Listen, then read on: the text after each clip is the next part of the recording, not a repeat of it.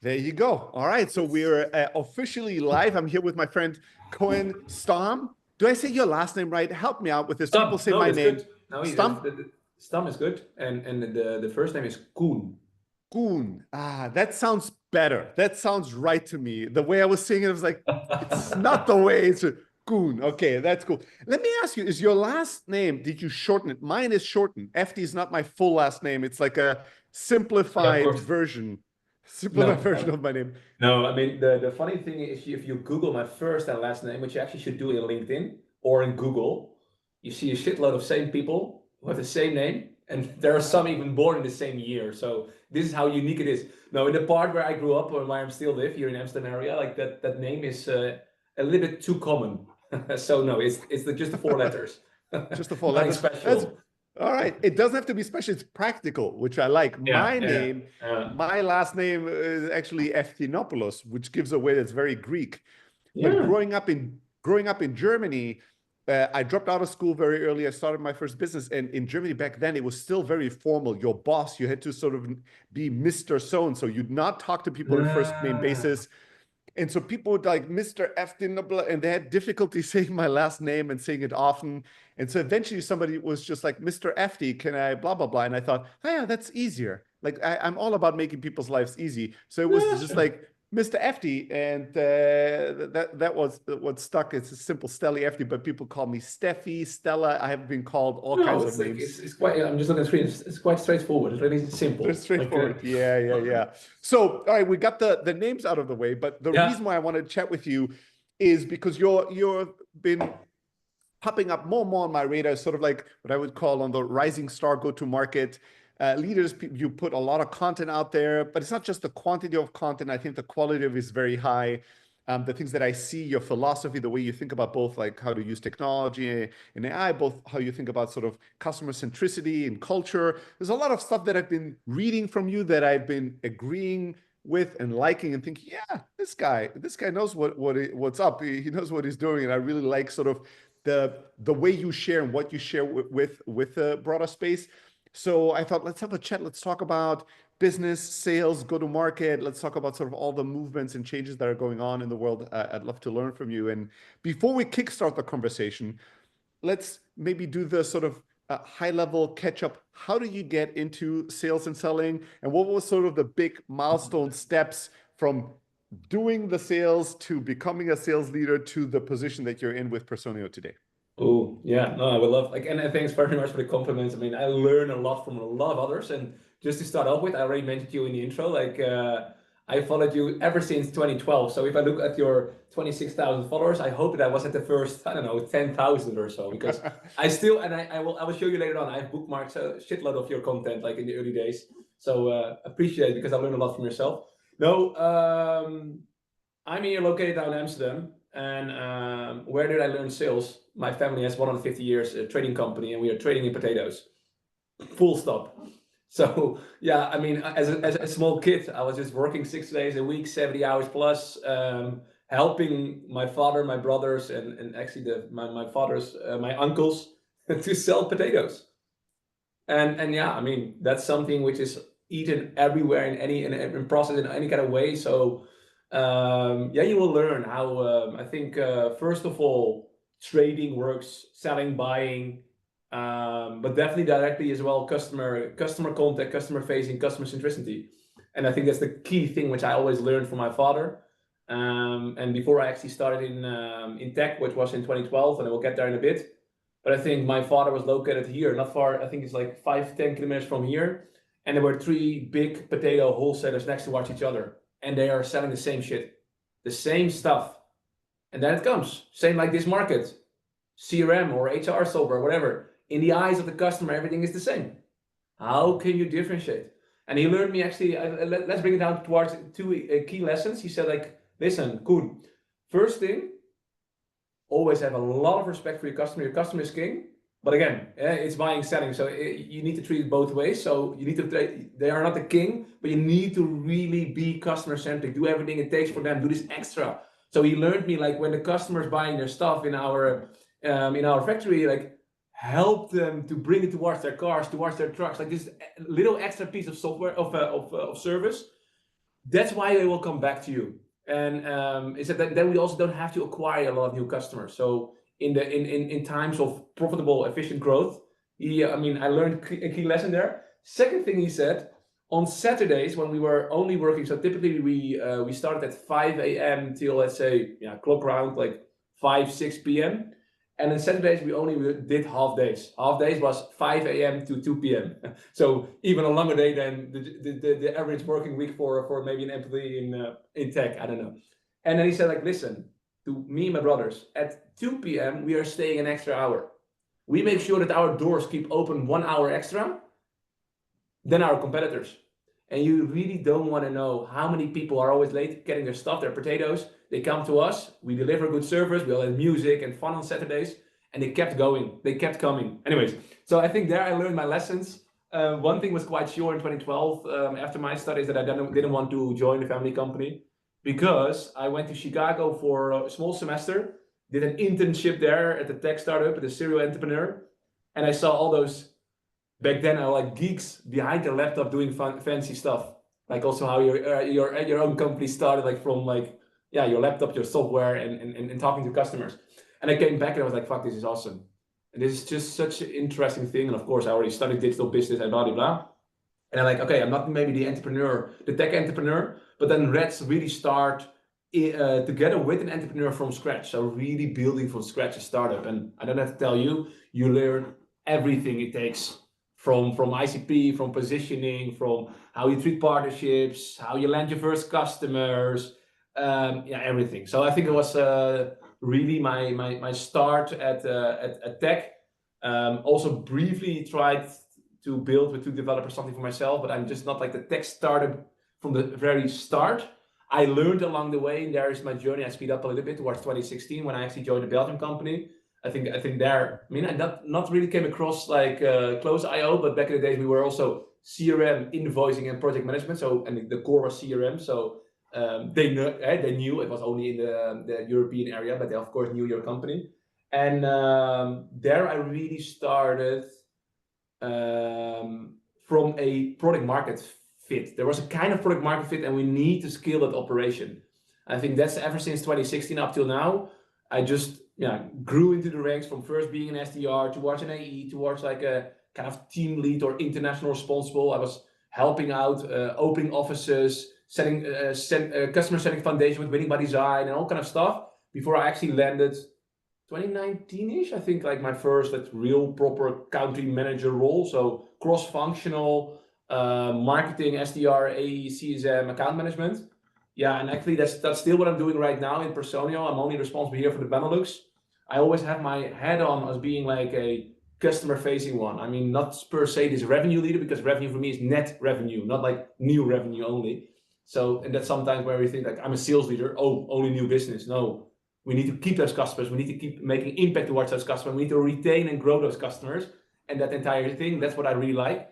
And I think throughout those years from this Belgium smaller startup, every time I actually made a move towards a slightly bigger company. So nowadays, Personio, we were 2,000 people pre-IPO, and I'm only responsible for the Benelux. And I'm, again, not the entrepreneur, but I can be very entrepreneurial as a P&L responsible in this Benelux region. So yeah, on the safe side of entrepreneurship, Steli. Well, if safe side, safe is a big word. A lot of these like companies that are at the scaling end of it, a lot can go wrong. It's just a different type of things that go wrong on the way to scale than at the sort of 0 to 1 stage. There's so much we're going to get to, and I want to talk to you about sort of like, how do you run a revenue team today? How do you think about technology? How do you empower people? But I have to, it's just too compelling for me not to go back to the very beginning and the potato selling, right? Like, it's just too good. It's too good not to touch it a little bit. Here's my question for you. One thing that, from the outside, the impression I have with Dutch people and Dutch cultures, obviously it has a very rich trading history, right? Incredible history in sort of like trading. And, I think I remember reading some things that might be so obvious facts to somebody that is from that region. But for me, it was mind blowing when I read, I don't know, it was like almost 100% of all flower trade in the world goes through Yeah. Amsterdam, not just the tulips. Tulips is sort of known, big tulip markets, but all Yeah. flower trades from no matter where in the world that they're going. And I'm like, how the hell did these Dutch people become such exceptional tradespeople, right? There's a lot of history on that for stock market and all that stuff, but also, I mean, farming, they are apparently the most productive farmers in the Yeah. world. Yeah. Yeah. So there's a incredible human capital and culture, historic culture in terms of trade and how they think Yeah. about it. You Yeah. had, the I'm gonna call it fortune, in no matter how, I'm not sure how you would call it, No, but I mean, growing up in a of course, trading family. of course, it's an entrepreneurial family, and a family, and that makes as well like that's to the extent wealthy, whatever respectively wealthy Yeah, is, and of yeah, course yeah. you are then fortunate to grow up in such kind of family. I So didn't coming see to it my, back. I didn't see it back you then see as it being back then. fortunate because it was my friends were playing and like having a lot of fun, and I went go towards the bars on Friday night, and I went there to 2 a.m. But 3 hours later, I need to freaking go back towards selling potatoes with like a little bit too much alcohol in my body back in the days. But yeah, I can definitely empathize that you didn't see as in exciting of a fashion as I'm looking at it from this perspective. But what would you say culturally from sort of that background?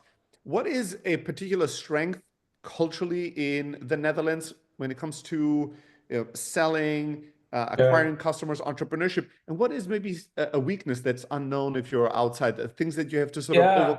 compensate for culturally No, but internally? I think the first one is very important because, of course, the Dutch are known for trading, but everything, and you can also relate to nowadays with tech, it's all about the context, right? And where am I located? Like if you are in the US or in Asia, like in general, in a very big home market like ourselves, Personio in Germany, trading becomes directly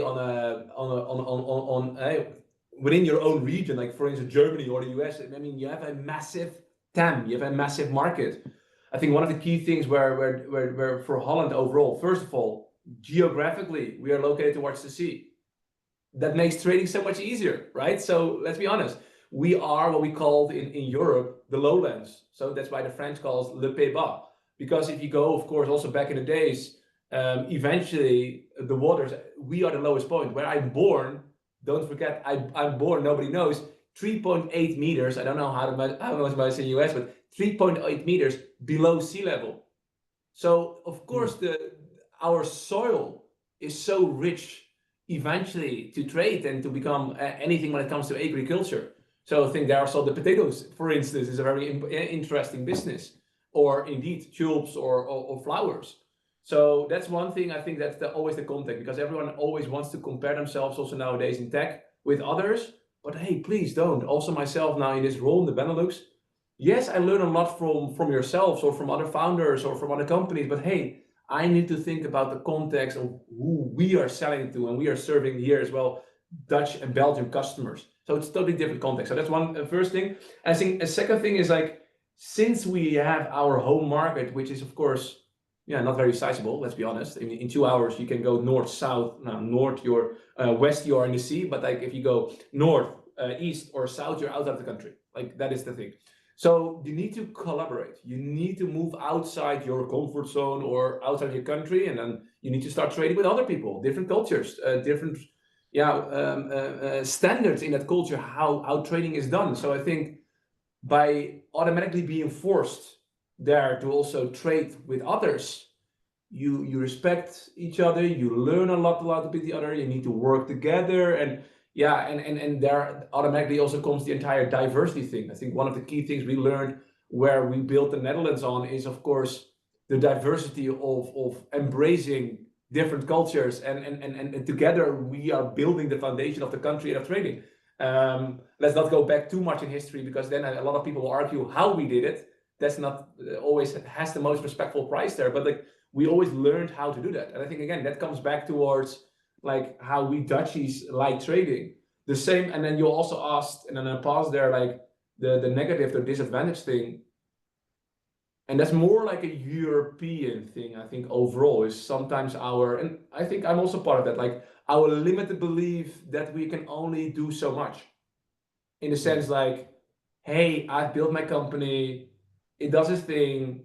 And I think my father company, with all respect, I have so much respect for the company they've built, but one of the reasons I didn't want to join is like, they're to some extent the limited belief of what is capable. If you really think you have a proper product, whatever it is, product, service, tech stack, whatever, and you really nail it down when it comes to execution, and you know your ICP, your capabilities are massive. So you need to think bigger.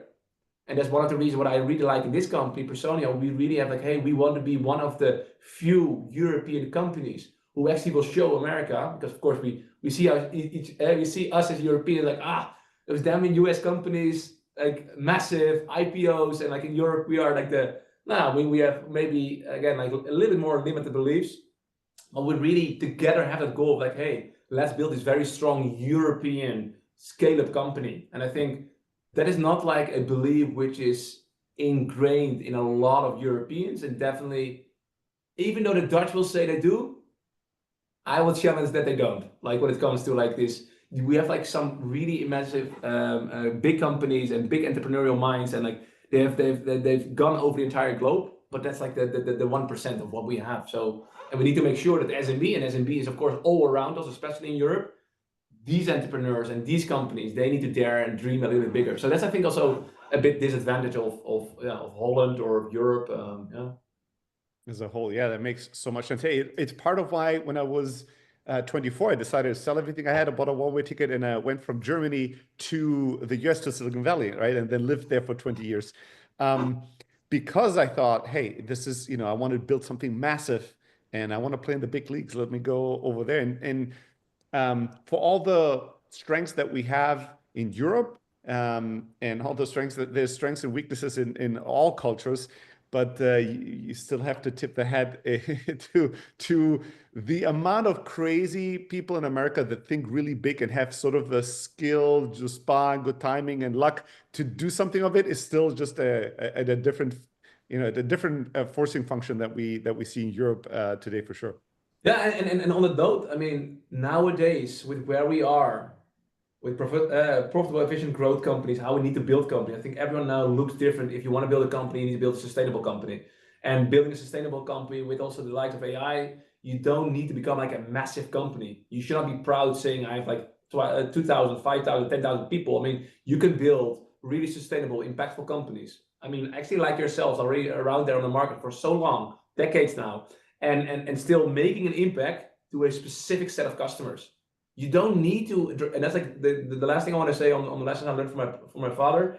So it was more like an anecdotal story, but I think it's very interesting. Like we were on the stage, so we were selling our potatoes to all the big supermarket chains in the Netherlands, all the big names, like let's say the tier 2, the tier 1, they did everything by themselves, but all the tier 2 we served, which was massive in terms of revenue, but was not massive in terms of margin. It was really a very small margin, as you can imagine. And we need to invest millions back in the days into full new tech stack. So they had a full supply chain, and all our customers could look into all our inventories, etc. And my father said, like, listen, we are not going to do this because it's so risky to do this investment, and we don't get any guarantee that for the coming years we can we have the contract as a supplier, as a vendor to them, which is way too risky for me, for my family, and the people I work in my company.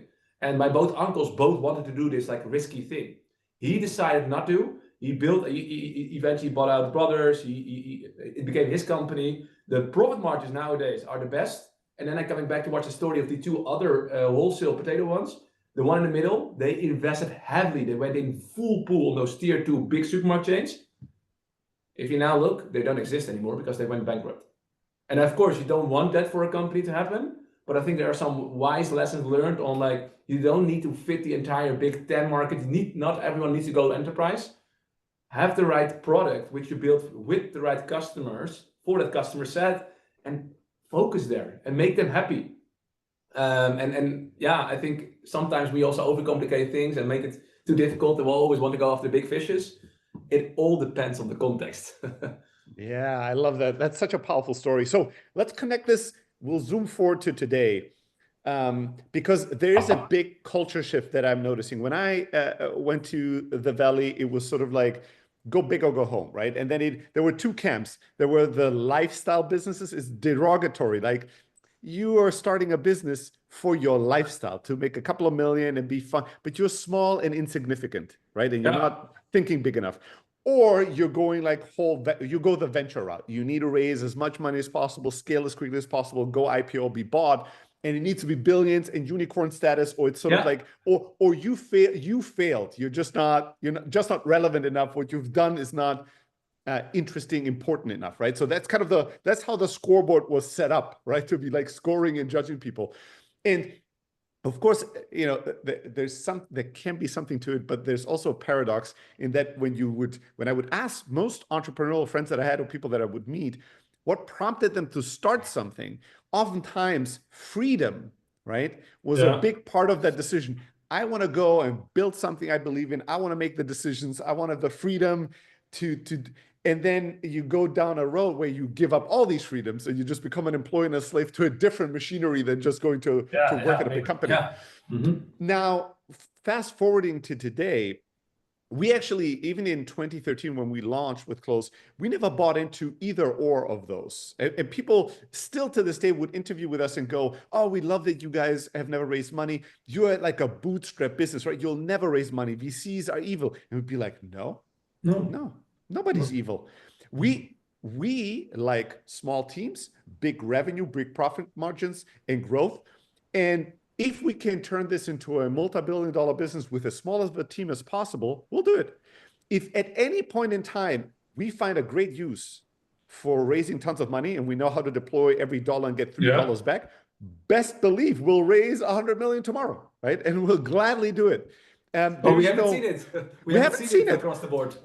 Up until now, we have more money that we're generating with our customers and through profits than we can spend in a way that makes sense to us, that fuels growth in the right way. So if we don't have a use for more money, what are we supposed to do with all that extra money? So we're not taking it, but we are pragmatic. We just want to build the greatest business we can. And we might change tact on how we do it. We're not dogmatic. This is not religion. This is our business, right? Like we're not sort of set on one track and we can never change our mind if the facts change or if we have good use for things.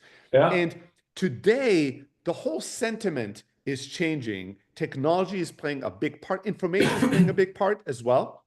Just the amount of founders that are building in public or companies that have, I remember, in the old school SaaS days, even hearing any revenue numbers from any company and any playbook was mind-blowing. You're like, wait a second, this company is doing 2 million in ARR and they're publishing it and they're telling you sort of a little bit of their playbook. You were craving for that kind of information. Today, there's endless, everything ungated, which is also, I mean, it becomes like really like massive and way too much, but today's not an information. We don't have an information scarcity problem. We now have a filter problem, right? Like, how do you filter the right information? But the culture is changing in that today companies are like, let's start building and generating revenue as quickly as possible. Ideally, not raising money. If raise money, then at a totally different dynamic with investors, because there's a lot of new startups that launch in like 5 months, 4 months, 3 months into what they do. They're doing 2 million ARR, 4 million. You're like, wow, they're instantly profitable. They're on a great growth trajectory. They're moving so fast. We have these examples. My favorite is a recent one. I can't come up with a name. It's a YC startup where it's like one person, and the vision is to be $1 trillion one-person company. It's like even saying that would have broken people's brains. And so one thing I've started thinking more and more about and talking more about is, instead of the SMB, we'll have the SSB, right? Small scaling business. And you'll have small billion-dollar businesses. Those two words should not go together, right? Like in the old way of thinking, if you billions of dollars, you cannot be small, but small will refer to the amount of humans it took and the amount of funding and resources it took to get to that level of scale. So as a go-to-market and revenue leader, and as somebody that is embracing technology, I've seen a lot of your posts on LinkedIn about like how to use AI for your team, how to use right prompts, how to think of it, how to make it pragmatic and practical. Like, what are some of the things that you're seeing today and that you're implementing to sort of scale up the go-to-market function without linearly thinking about hiring more and more people? Has that changed how you're thinking about the headcount and output in today's reality and world? I mean, and again, like from the outside, if you look at Personio as a company, I think in Europe we are actually a really nice company, and I'm so proud working here and learn a lot. And just as an example there, like what we've learned. So I'm now 2.5 years in. I actually came in with the ask like, hey, scale the Benelux operation towards the next level. I mean, we were a few million ARR, and now, I mean, now our roads towards double digit and beyond. And like, you always think in companies, and I see especially in Europe, because they're so clear that once a company or a founder start in their home market, they are successful. Like you said, like within a few years, they have like 10, 20, 50, maybe even like 100 mil or even above.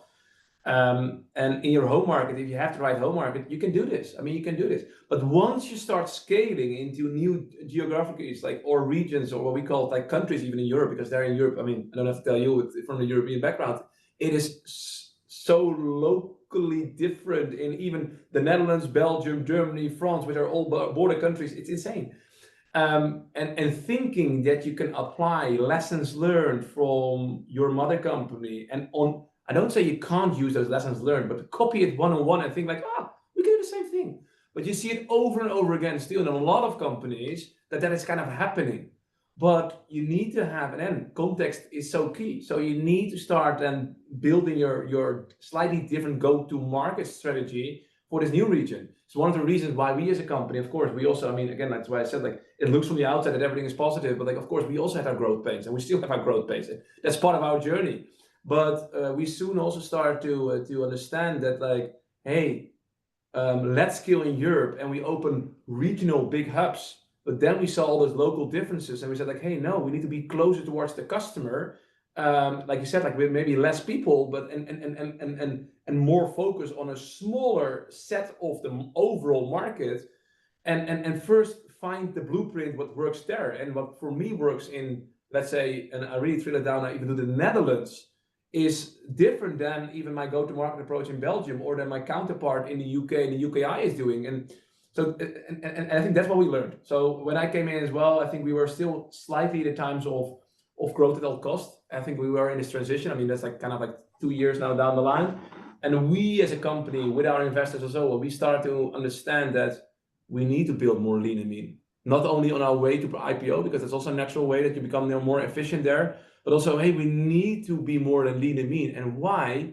Because we want to retain our people. We want to grow our people, because we all know if we can keep that group together, and that's also what I see in my team, that really builds a strong foundation of trust towards customers, but also trust in our internal team. And so my key thing there was like, I'm so proud that that I think most of our AEs, but I say also in our account management team and some of our team, like first line leaders, they're with us for sure 3+ years, and we are only existing 4 years in this region.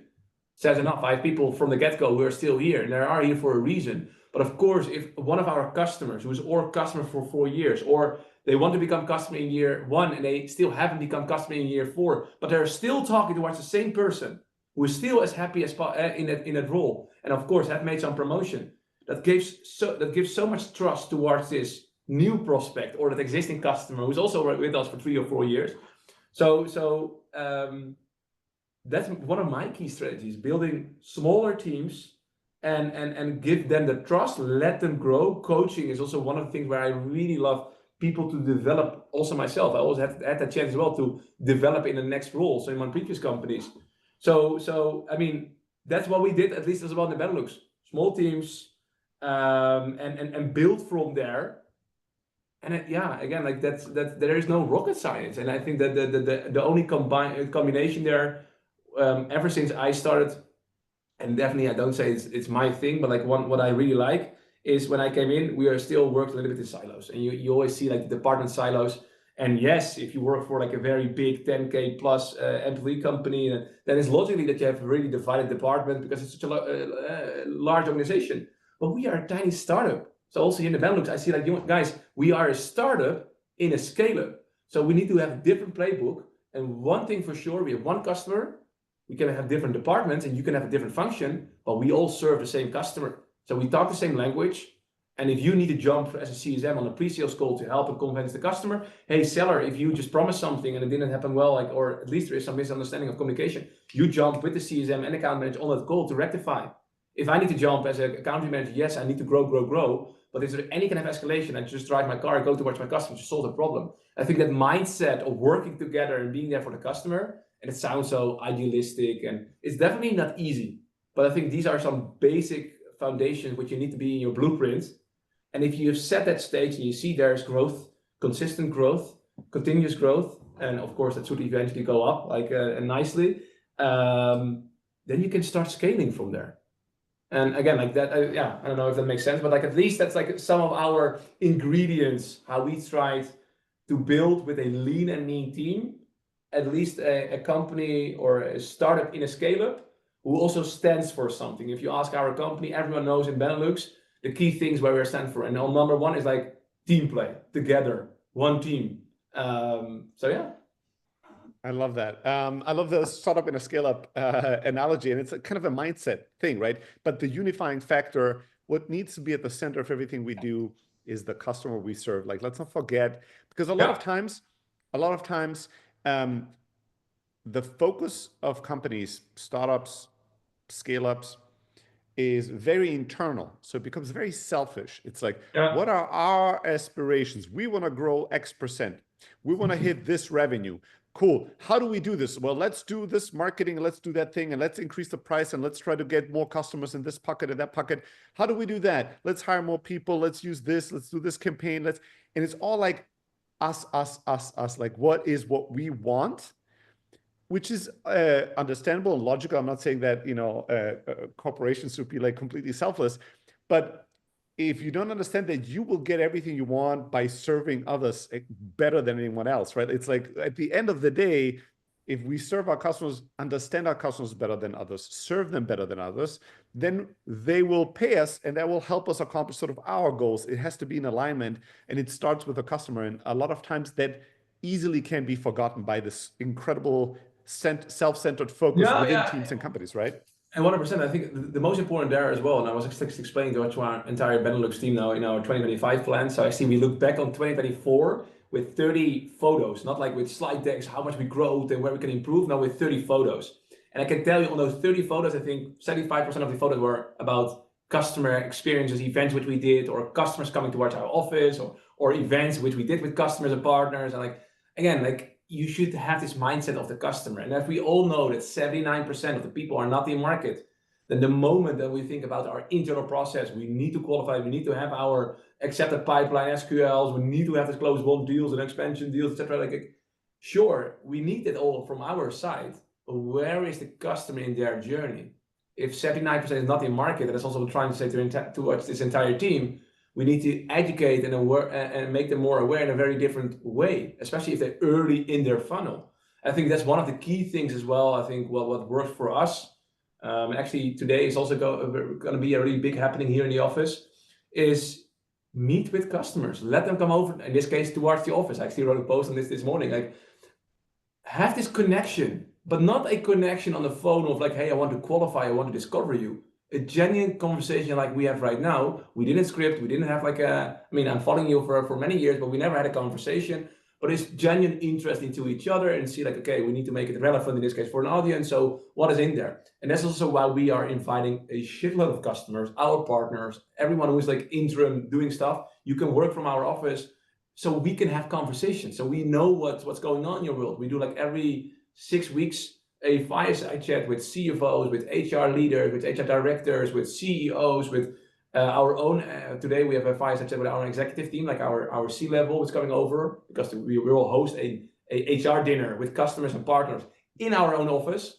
So have those conversations, because all that information can be flood back into your sales process, right? In eventually in conversion. And by understanding them better, and it's also there so obvious to set, but like, have those conversations in a non-salesy setting, you can feed into your marketing, in your content, in your advertising, in your SDR outbound programs, in the AE demo to be more relevant. Hey, I've heard these stories from a customer who was last week in this office, until like growing the customer, making more impact. So I think that's such a misunderstood thing. And everyone's like, yeah, I'm having a time constraint. I need to do my calls. I need to hit my targets. That's first thing for who we are doing. And do we really understand that specific ICP? And it's not only a marketing team or me as a leader who need to have those conversations to understand what's going on there. It's our mutual collective obligation to understand that customer and to truly help them. But anyways, it's so easy to say, but I think that's a very fundamental element of making impact for customers on a long term. Because yes, we have targets, but this year is over before even knowing, and we all want to stay in the company because we have seen too many job hoppers who are staying 2-3 years in the company and go on. No, let's build together sustainable. Love it. I think this goes to some people. It's not trendy, but it's timeless, right? So there's what are people experimenting with right now? And then there's what are things that worked a year ago, 10 years ago, 100 years ago, right? How likely are they? There's sort of the Amazon framework of let's not ask what is changing, let's ask what will never change, right? Like people will never want to pay more money for the same thing. People will never want to wait longer to get an article, right? So that's going to be our North Star: faster, cheaper to everybody. And in the same way, people, they want to be understood. People want to work with people they trust. People want to work and interact with people that are competent. And it's very difficult to trust people when they've been at a place for a week and the next week the email bounces and you're now some other account manager is now talking to you. It's very difficult to trust people when they've not been around long enough to really have any competence, to really understand you, to understand the product really well enough. And before you know it, they're gone again. Like you're not going to be able to create any connections, any trust, and like build the sort of foundation to be saying, hey, I want to work with these guys. Steli has been at this company for a long time. Anytime I have a question, he's helpful. I know him, he knows me, and I'd rather go to him than to some, new company where I sign up and the person has been there for 2 weeks and knows nothing about the space. Is not really a subject matter expert of the platform. And let's be honest, and I won't say 9 out of 10, but definitely 7 out of 10 of all the tech startups out there look at their attrition rates, like of people in that company. And how can you ever build a sustainable company, I know 2025, if people leaving every 2 years? You need to build that foundation. Foundation is trust. If indeed, like I said, Anita, she's working with us for 4 years. Our customers love talking with her because they also could talk with her 4 years ago. And that is a sense of trust, which is, yeah, you can't throw money to it, whatever you want. That's coming back towards the old school why people still come towards my father, because he was 16 years old, he's now 72, and he's still there every day to help his customers. And again, like I don't say everyone needs to stay from 16 years old because it's a little bit early to start working until 72.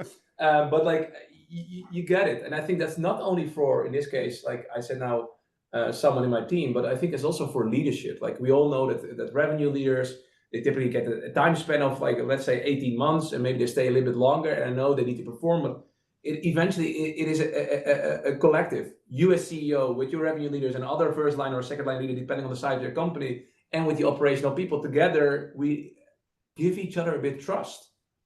And we need to course correct if things are not going the right way, but have trust that together we can figure it out. If the mindset is right, customer focus, we dare to challenge each other, and we have this growth mindset, with that kind of team and people, I mean, you can reach any North Star which you have. And for everyone, every entrepreneur, every business, every person, the North Star can be different, right? I mean, you can have the North Star of becoming the next OpenAI, which DeepSeek is now trying to do, which is very interesting going on there.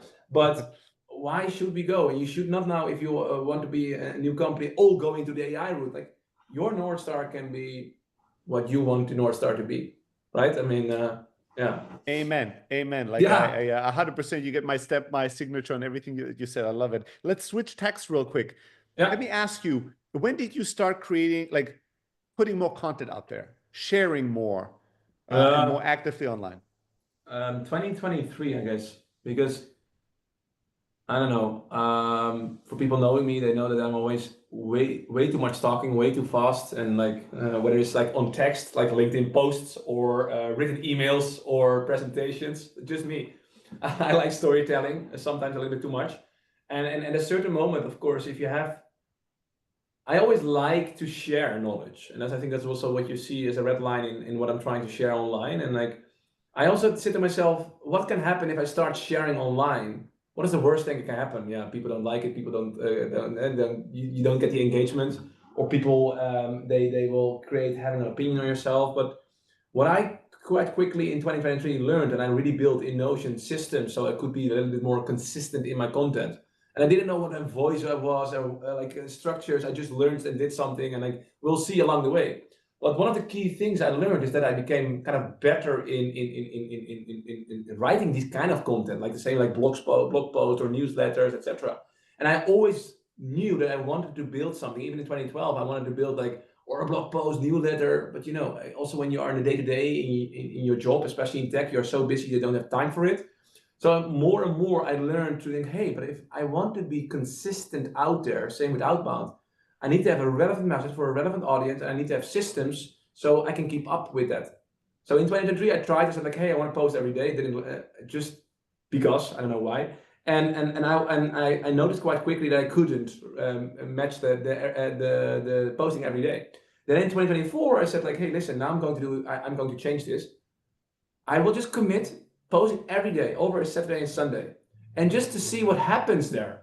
And again, the number of very valuable connections you make with other people across the entire globe, the things you learn, the requests you get to help other people. I mean, that's amazing. And I always said hey, if I can only make with one post one person happy, and he or she can take one practical tip out of that post and applies it and it helps him or her, fuck, I'm happy because I helped one person. And that's sometimes also don't make it too big. And that was the entire thing. And being out there. And one thing I can also be clear, especially in 2024 and I was 25, let's say overall in Europe, there are not that many people who are doing that consistently. And if you ask me, not the added value I would like to give, it's not about me or my company or my my celebrations. No, share with others, because people who are maybe looking up to you and think hey, I also want to become there and I need to make those routes, but I can learn from them, right? So just educational and sharing, and yeah, you become as well a better person, and you make a lot of interesting connections. Beautiful. So in 2023, you're let me get started with this. At first, you put out this big audacious goal. I'm going to post every day. Then you figure out, well, maybe that's maybe that's too high. Let's aim a little lower, but let's be consistent. And you start seeing, hey, this is valuable. People respond to it. I make connections. I make friendships. I make find business opportunities. Now, as you're you've done this sort of in 2024, and I can definitely tell you, I've consumed a lot of content, created a lot of content in the world, and your stuff is good. There is heart. It has a voice. It's smart. Now, when you think about 2025, right? You've been doing this for a while. Yeah. Do you just keep doing it because it's now a muscle and it feels right and feels good? Do you do it because you have certain goals in mind of what you're trying to accomplish with it? Is it mostly to have an easier time with acquiring customers? Is it mostly for have an easier time hiring talent? Is it mostly for other opportunities? Or is it just long-term investment in the world? You're I know I want to build a career. I want to work with people. So I'm going to keep putting myself out there and see what returns come sort of over a long enough period of time. So they have A, B, C, or D, and D is always the answer, all of that. All of it. No, again, and some people always think but you should have a really big goal, and I like it. That's first of all, I really like it. And of course, the more you're out there and the more quality of them trying to improve, of course, you get requests, you can help people, and I love it. And I want to continue doing that. But one thing for sure, I mean, first and foremost, I'm just a revenue leader. I'm employed at the company Personio, which is a lovely company to work. And one thing for sure, in our Amsterdam office, we don't have any hiring problems. And that's not only because of me, it's because of what we are building here, and people want to work with us or want to work with me, but I'm just a piece of a bigger puzzle. And that's also how I see it. Next to that, I'm also co-leading the chapter of Pavilion. And Pavilion, I think every revenue leader in the globe who has certain ambitions know and should become a member there. I'm co-leading this, and also ever since I started there co-leading, I'm there already for 5 years almost, but co-leading 1.5 years now with Andre and Brandon, the German and Canadian guy, and we share so much stuff and so much challenges, and that's also lovely. So by being there the revenue leader, we also attract new interesting voices for our community, which is also a key thing. I've built since 2.5 years a library, just actually what we said, you're consuming so much information on LinkedIn. There's so much great advice there. There's also podcasts which I'm listening during my runs or whatsoever. I think, this is so super relevant. But let's be honest, we just put a like or a comment, we leave it as is, and we go on. And then, oh yeah, and there's so much consumption of that information that we actually forget about the tips, which were maybe very practical, shared 2 or 3 weeks down the line, but we didn't do anything. So ever since 2020, 2.5 years now, so summer 2022, I started collecting all those posts into like a Notion database. And hey, boom, there AI popped up. And I think, hey, AI, Notion AI, super interesting because I do everything in Notion. And then I actually have now a full set of this library, which is also all for free. Everyone can use it because I just share. And AI analyzes all different kind of posts and breaks it down in lessons. Like, what is the biggest challenge? Based on this challenge, what is the solution? If we want to implement the solution, what is the checklist? Like a 5 or 7 steps checklist to implement it. Hey, if I want to learn how to better cold call or do a demo or set up a go-to-market strategy, this is a role play which you can do or yourself or with your manager, just all AI. And Notion AI is actually quite good in creating content, not like ChatGPT, because that's not good for creating real valuable learningful content, but Notion AI is. And therefore I'm now building together with a no-code guy, like a platform of 5,000 posts or 6,000, I don't know what it is, and 500 go-to-market podcasts.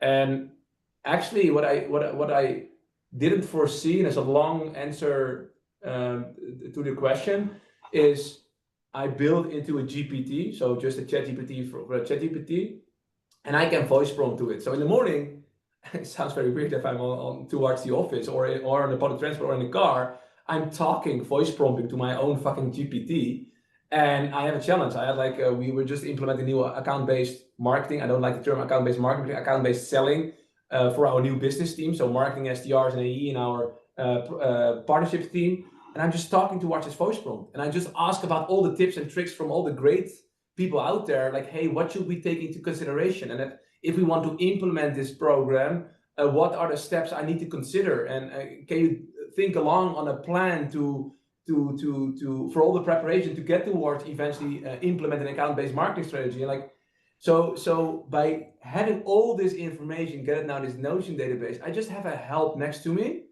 where I learn a lot, and I want to share this back towards the community. And what will eventually will bring me, I will see. I mean, I become a better revenue leader. I can teach my first line leaders and my ICs in the teams how they can leverage from that knowledge.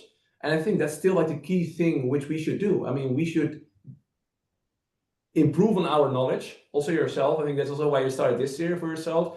Like, you learn from others, and then how can I make it consumable and practical and put it back out there so other people can benefit from it? And down the line, maybe I will build some courses or some other stuff around it. Of course, I have plenty of ideas, and something will come up. But again, I want to consume. I want to make it digestible and people, so it's practical, and then share back. And if you keep doing that, I don't have to tell you because that's all something you already started doing from 2013. You'll be of value to people, and people trust you. So one thing for sure, I don't have any doubt that I will never have, like that for the coming 15 years, that I won't have a job. And a job can be an entrepreneur, it can be joining any kind of company, Close.io. Like, I still love the company, but like, so yeah, I mean, it's just, future foundation. I love it. Couldn't agree more with you. All right, so there's a million more questions I could ask you. We might have to do a part 2 or part 3 at some point down the line for sure. But let's wrap us up with this. And I know it's a tough question, but I also suspect that you'll have a good answer. When you look at your sales team, right, your revenue team, and like people that are maybe a little, well, it doesn't even matter if somebody early in their career, if they're late in their career, all of them, some of them might have worries, especially when it comes to tech and AI, but also especially when it comes to consuming content, to loop it into this. There's so much content now about using AI, especially in a revenue context, like outbound motions, AI, SDRs, all that. And what I've observed, and I love to hear your thought as sort of like a revenue leader on the ground, what I've observed on the founder level, business owner level, CEO level, is that there's an incredible amount of excitement that swaps over to anxiety because there's so much information, but very little sort of practical action taken out of it. Like they read all these articles and they get like hyped up, psyched up, and then, you know, a couple of weeks down the line, if you ask, hey, what have you now implemented of the things that you've read? Have you guys changed anything on how you utilize AI internally in the team today? There's not much there, right? So the more of that you consume and the less you actually do, the more excitement can turn into anxiety over time. And I wonder if that's something you've observed with your sales team or sales teams and course. sales reps that talk to you. Yeah. How anxious are people? And who are the ones that implement things, and what separates them? And how do you give advice to help people start practicing, implementing, using these tools versus just reading about Yeah. them and worrying about them? Yeah. At first, it always starts with yourself as a founder, as a revenue leader. I mean, because we've done and we've seen this as well. Like we face this as well. Like there's an overload of information. I love to read, like you said. Like I love to read, listen to podcasts, but there are so many. And again, nobody can help you other than yourself by daring to say no to a few things and doing a few things really good. I mean, I was actually, because last week we were in Munich in our headquarters. And that's like a very bad habit for myself. Every time I go to the airport, I say like, Koen, don't buy a book. Koen, don't buy a book, and especially not business book. you will see I will send you tonight a photo, like Yes. insane amount of books. And of course, I've read like the first 3 chapters, and then like the flight is over, and then like, especially in Europe because there are short flights. Anyways, hyper focus. I'm now reading hyper focus, and of course, I mean, I was discussing this with my director of enablement. Said, Koen, Hyperfocus, nice book, but you can most likely reach 1 chapter and you're done. And there comes the essence. I mean, we don't need to consume everything. We need to focus on, and that's the same what I really love. I think all stuff where I'm working actually on the team to also make it practical. You are an AE, you are an SDR, you're an account manager, you are a CSM, or you're a first line leader, just different type of roles. There's so much where you can improve on as a person or as a CEO. So I actually helped with AI say, okay, but for the skills of an AE, what are the big skills you need to accomplish to become the best in class AE? 75 skills outlined. And I asked it, okay, can you cluster it in 5 main categories, and can you bring this down towards 25 the key skills you need to become a best AE? Built in AI, a very nice table, 25 skills, 5 clusters. Now every 3 months, actually we are starting next week, we have my first line manager, and eventually I will also always be involved there because I find it important, and the AE, and the CSM, and the SDR. We have a conversation individually on looking where you're right now, where do you want to personally grow towards, and where do we see where you need to improve in your metrics or conversion whatsoever. We bring it down towards 2 or 3 specific skill sets.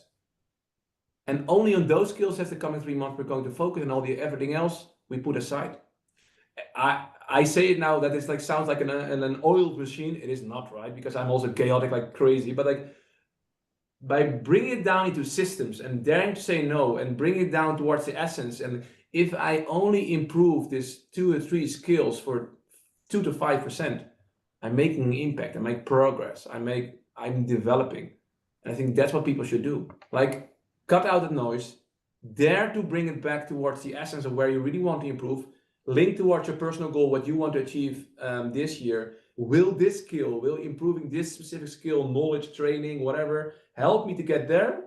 Then focus and say no to the rest. I mean, again, I'm also now working with a personal coach, and he helps me for myself making those choices, because it is loud out there. It's really difficult. So really bring it down. And then I think it also becomes like a slightly more manageable in our very busy and very interesting brain. Beautifully said. Amen to that as well, my friend. Koen, this has been such a wonderful conversation. We're going to link up to the resource and link up to your LinkedIn profile. You're definitely a great follow. And I think it's not just what you do or what you say, the specific posts, it's sort of the attitude and the philosophy you take of thinking, acting very long term in a very short-sighted and sort of like a world full of people that are looking for the hack that will get them over to the next weekend or the next month or the next quarter. And you know, I honestly believe that in the way the world is evolving, being able to focus longer, being able to retain both customers longer and teams longer, it will pay bigger and bigger dividends. It will all seem like superhuman just by being able to focus on things and retain and approach things with a more long-term a level of concentration and vision in a world that sort of shrinks our attention into these super fast-paced and never-ending sort of like rainfire of things. So I think you are a great voice in the market, and somebody people should be following and learning from. Appreciate everything that you shared with us today. We'll stay in touch, and I'm looking forward to that picture of your closet with all the books overflowing for sure. And again, it is, and again, we should not think in sprints, and everyone says that, like, we as, especially in tech, take it easy. I'm now 12 years in, I'm still at the beginning of my journey in tech sales, but like from what I learned in 12 years down the line, it's amazing. And it takes time to learn lessons. Like 3 years ago, 5 years ago, where I was like, fuck. And where I'm now right now, give it time. It will get there. Only if you have the growth mindset, like, and focus. But yeah, thanks, Steli. It was a pleasure talking to you. Awesome.